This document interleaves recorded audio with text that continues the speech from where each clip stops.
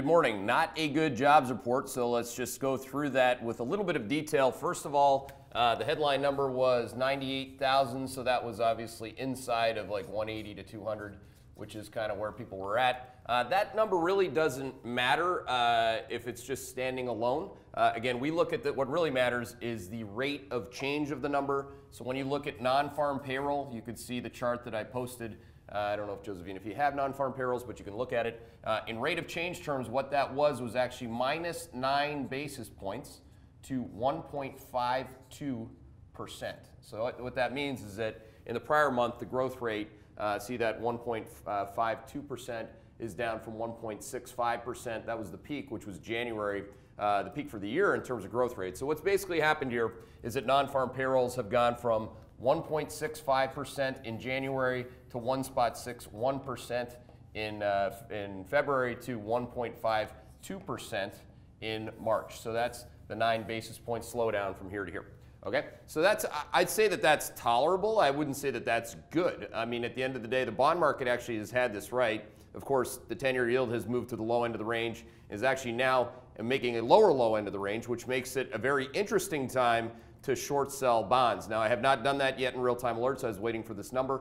So again, the bond market typically gets these shorter term and longer term moves right. So what is the trend versus the trade? I mean, the question here is pretty obvious. If you go back 6 months ago, the 10-year yield's up a lot. If you go back to where it was when they raised rates, it's down less than a lot. I guess it's down about 35 basis points at this point. So this is basically what you have to do, is you have to ask yourself, because this is a March number, don't forget. So if you look forward, what is April and May going to be? You know, what's April and May going to be? Well, you're not going to have, by the way, in this number, in the survey period, there was the Northeast blizzard. I'm not blaming the blizzard. Some donkey on Twitter is like, you're whining about the weather. It's like, give me a break, you loser. At the end of the day, I'm not whining about the weather. There was incidentally a blizzard in the Northeast in March, and that affected auto sales. It certainly affected the job survey period. It was incongruent, don't forget, that this number versus the ADP number, if you want to look at the ADP number, if you want to look at the ISM Services number, or if you want to look, like the ISM Services number has an employment component, or if you look at jobless claims. All three of these numbers don't look like that number, okay? So there's no whining. It's just a fact. There was a blizzard in the Northeast, you know, during the survey period. So this is called a survey. And at the end of the day, the question has nothing to do about what the weather did or what the number was anymore. It's what are you going to do next? And that's really the question. April and May, don't forget, have the easiest comparisons looking forward. We went through this actually in the macro deck yesterday. If you flip to, Josephine, I don't know if you're ready for this, but it'd be nice if you are. If you look at, get ready.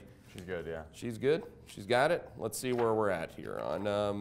It's in the first part of the deck. I don't know my slides off by heart, unfortunately, Which right one now. are you looking for? Slide 25. Slide 25. So slide 25, this is an important point.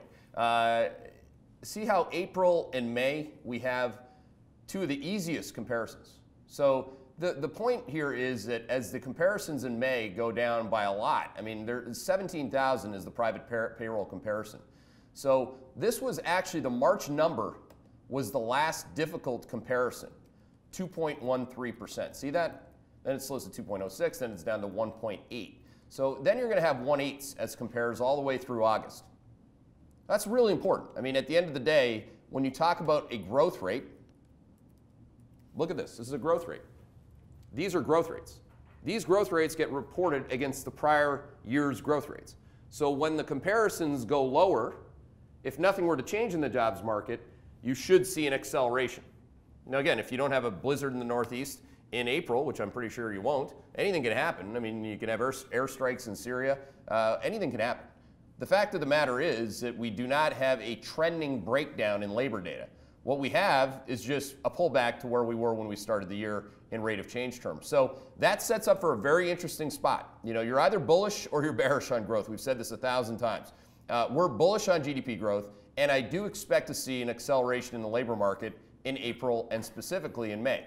So again, look forward as opposed to looking backwards. All the mistakes that I make, which I make many, obviously, and one of the mistakes wasn't being short bonds coming into this number. I had covered all my bond shorts lower on the pullback. So use the risk range. We're at the low end of the risk range on the 10-year yield to start making some moves. I hope the media is super negative on this number. I'm going to go on vacation next week. I hope they get rancidly negative. If you look at my Twitter followers, I mean, there is a streak of whining going on right now. It's like, I told you so, it's been never real. It's like, it was real. A day and a half ago, the NASDAQ hit an all-time high, buddy. You know, at the end of the day, this stuff actually has been real in return space. So here's your job, is to figure out what to do next. And I'm not saying that I'm going to nail it, but you might get nailed if you're not on the right side of where I go next. And again, I reserve the unnailable right to do that.